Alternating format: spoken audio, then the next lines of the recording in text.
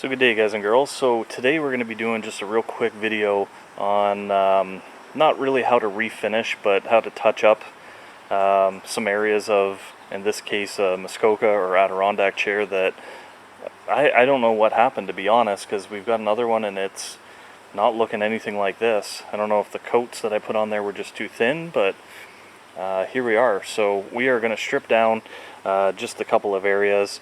We're going to do the slat on the front there, and we'll probably do the two arms and maybe a couple little spots. And let's start with some sanding. So to start with, we're just going to use detail sander. This is 80 grit sandpaper that's on here. Right now this is going to cut through the finish that's on there really quick. You do have to be careful because this is pine, it's very soft, so this will chew through it fairly quick. But let's start on this bad side to start with.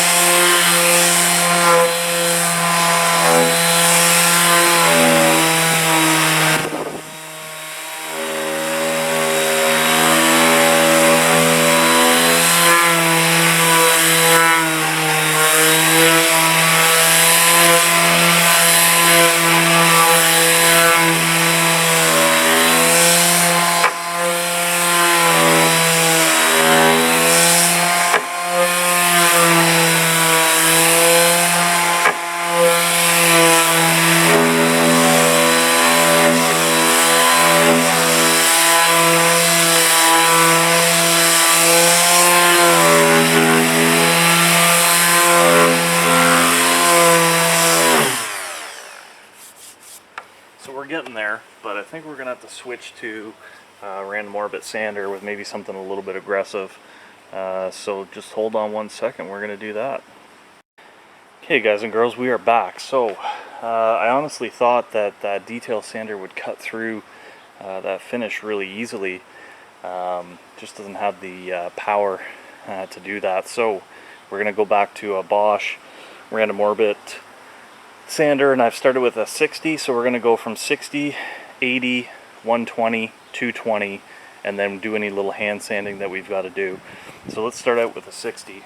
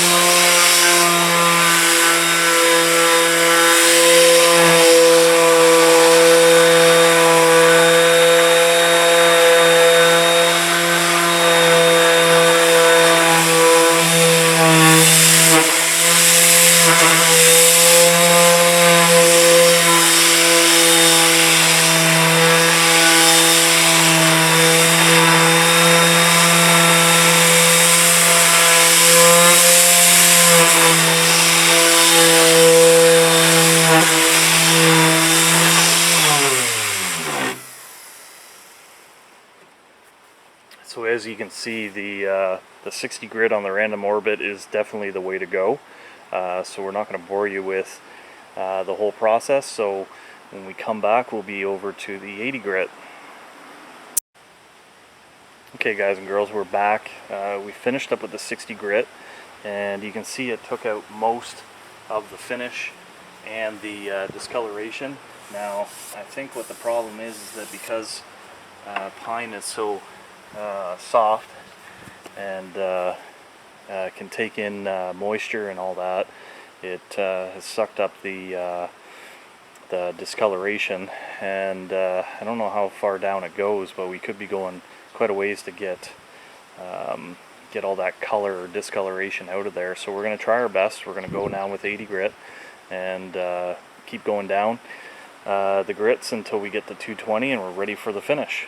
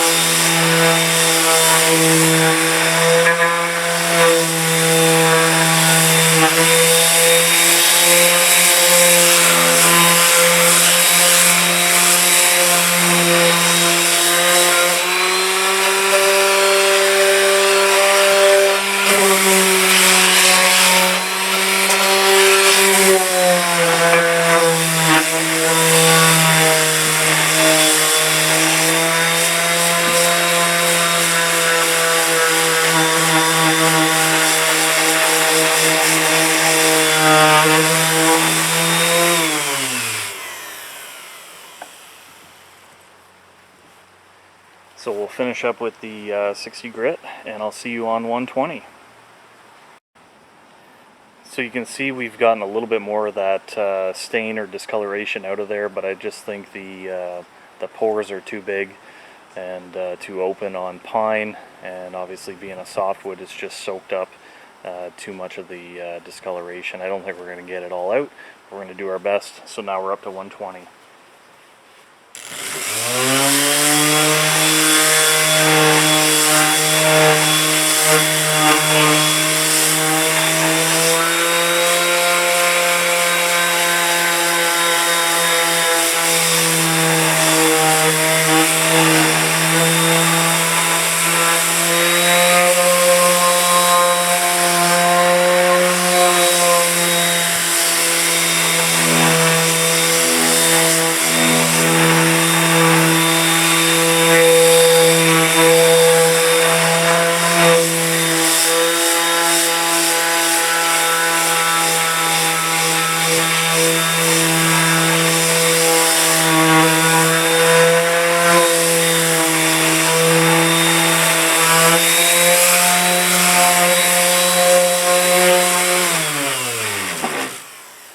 So you can see that we were hitting that pretty aggressive.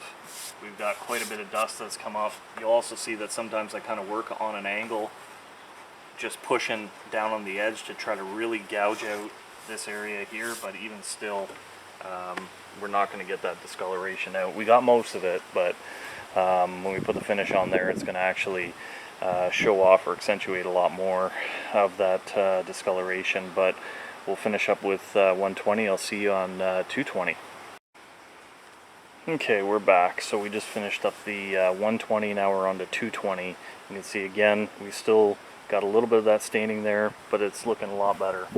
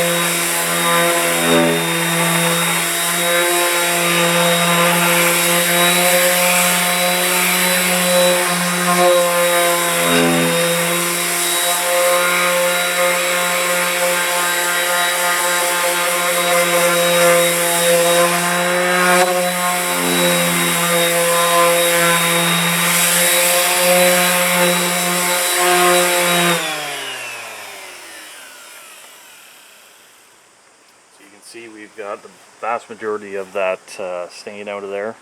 It's not perfect, but it's going to be a lot better, and at least it's going to be protected. So we will see you on the next stage, which is just some light hand sanding and getting ready for the actual finish. Hey guys and girls, so we've finished everything and hit everything with 220 grit sandpaper. What you can do next is take yourself just a rag, cotton rag. You could use a tack cloth if you've got them. Problem with tack cloths, or the problem can be with tack cloths, is that it can leave some residue behind if you don't use it properly. So just use that, rub it out. If you want to, you can go back over, do some little hand sanding, take a sanding block, get in some of these you know, harder to reach areas, the areas that the sander won't reach. We're not building a violin here, so we're just going to basically tack it off, and we're going to get ready for the next stage. And again, we didn't get all the stain out, but we got the vast majority of it, and at the end of the day, it's going to be protected. So we'll see you at the finish stage. Hey guys and girls, so we're back, and we're ready to put some finish on there. So just to recap, we identified all the bad areas. We started with 60 grit, moved up to 80, moved up to 120, finished with 220, then did some hand sanding. We've tacked everything down. It's ready for finish right now. So the finish that we're using is it's called an Ultimate Spar Urethane, and this one's oil based. Now this right here was finished with a Spar urethane, but it was the latex version. I didn't know that this stuff existed. I went to the big orange box store, and lo and behold, they had it. So yeah, I wish that I knew about this. You can see on the logo or on the label, there's actually Adirondack or Muskoka chairs. In general, oil base is better than latex. It'll stand up longer. It battles UV a little bit better. Usually goes on thicker, etc., etc., etc. So we've gone with this oil-based one. It's a gloss finish, and sorry, it's semi-gloss. Only picked up the little can because obviously we're just doing some spot repairs on this, and hopefully it's going to give us some good use. Cheap brush. No matter what anybody tells you, cheap, cheap, cheap. This came in like a 5-pack for, I don't know, $4 or something stupid like that. Cheap, cheap, cheap. We're not building a violin. We're trying to make something that's usable, that'll last for a long time, protect it from the elements. That's it. You'll see a little bit of brush strokes on it. You'll see a little bit of brush strokes with a $20 brush. I guarantee it. So go cheap. You're going to throw this out anyways. You don't want to be messing around with trying to clean up after an oil-based product. Cheap, cheap, cheap. So let's get to finishing.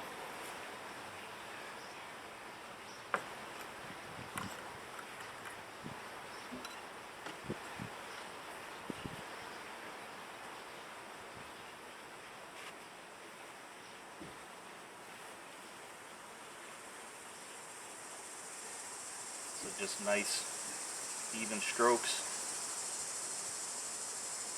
overlap, nothing too thick.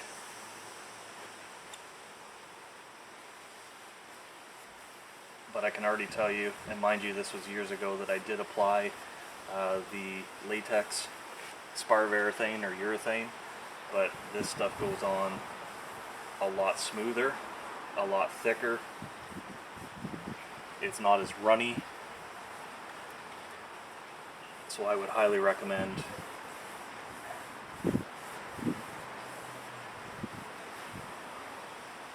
the spar urethane oil-based. And just go back over your whole area again, and this will get out any inconsistencies and kind of elongate the brush strokes, and then you don't notice the strokes nearly as much. So again, that's the oil based. You can see how thick that is. That's a great product. Just back and forth. If you put too much on, don't worry about it. You're going to basically smooth it out over the rest of the area. You want to, if you can, use this in a well ventilated area, and that goes for the sanding as well, because I can smell the fumes coming off of this, and they're quite potent. So if you were doing this inside and you can't have a whole lot of ventilation, make sure that you've got a mask on. But you can see just how well that goes on. Try not to do it on too humid of a day. Follow the instructions on the can. So we're going to go back, we're going to hit this entire project, and we're going to wait the proper amount of time, and then we're going to hit it with as many coats as the can recommends. It looks like on this one it's saying to recoat in about 8 hours. So we're going to hit this. I'm going to show you what it looks like when it's all done, and then we're going to hit it again tomorrow. So guys and girls, we've gone ahead and we've added our first coat of the spar urethane oil based, and what I did was I put a coat over the entire chair just to kind of protect any spots that I didn't get sanding and might become an issue in the future. So according to the instructions on the can, we're going to let this sit up for 8 hours. This says it's dry to the touch in 6 hours, but it says to recoat after 8 hours. So since we're at noon today, we're not going to be able to do anything until late tonight, which we may do, but I'm not going to bore you guys with that. So we will likely see you on the finished product. So here's the final product, or the finished product. You can see we've gotten most of the marks out, and what's more important is that everything is now protected again from the elements. We've given everything 3 coats. We gave the arms, this little back part here, and this slat right here in the middle. We gave it 4 coats. We used the spar urethane, the oil-based version for exterior use. In between every coat, we scuffed it down with 150 or sometimes even 220 grit sandpaper, depending on how rough it was. It's turned out really good. I will say that the finish on the latex spar urethane is a lot smoother, but this is going to provide better protection against the elements, and generally the oil base is better with UV light and all that stuff too, so it should last a little bit longer. And like I said, we didn't get all the perfections out, but at least everything is protected again, and we're ready for hopefully another few seasons before we need to do it again. It's just the nature of the beast. So you've got a natural product that's outside. Even if you use cedar, it's gonna start to rot and stain, and it's nature, right? So anyways, I hope you guys and girls found this series informative. If you guys have any questions, put it down in the comments there. If you liked the video, give me a thumbs up. If you didn't, thumbs down. Tell me why down in there. And if you're new to the channel, think about hitting that subscribe button. We're adding stuff like this all the time. Could be yard maintenance, house maintenance, car maintenance, you name it. Stuff that I think will help out anyone out there. So until the next video, you never know unless you bear.